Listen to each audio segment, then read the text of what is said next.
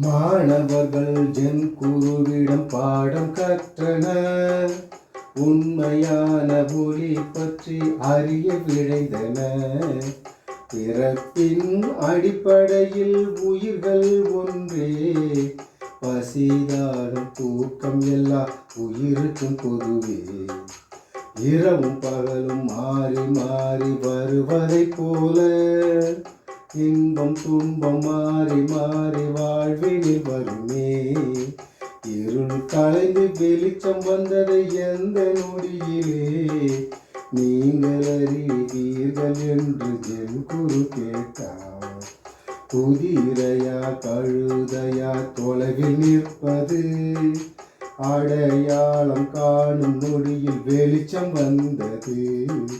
ஆலமரமா அரசமரமா அடையாளம் கண்டால் உண்மையாக விழுந்ததென்று மாணவர் சொன்னார்.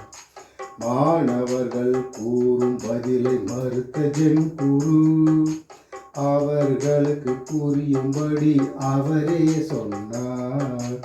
மனிதரை காணும் போது உடன் பிறந்தவராய் எப்போது உணர்வீர்களோ அதுதான் ஒளியே.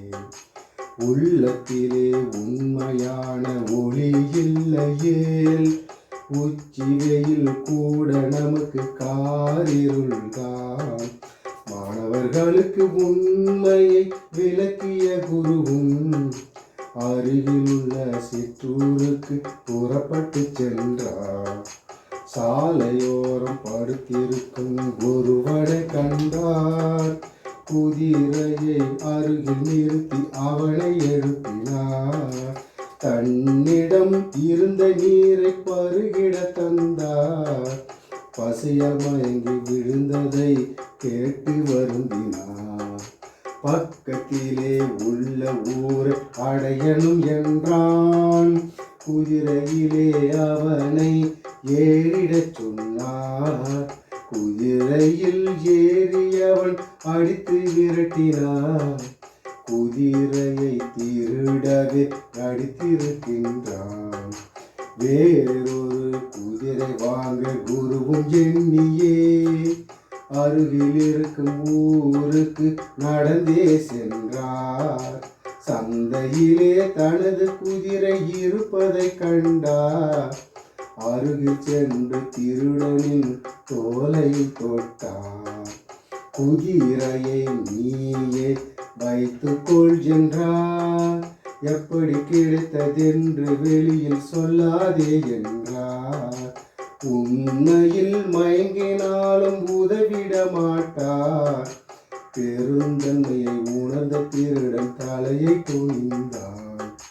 ஜென் என்பது ஜப்பானிய மொழியேயாகும்.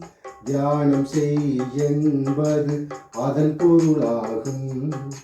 புத்த மதத்தை சார்ந்த ஒரு பிரிவினர் இவராம். சீனா ஜப்பான் நாடுகளில் வாழ்பவர்களாம்.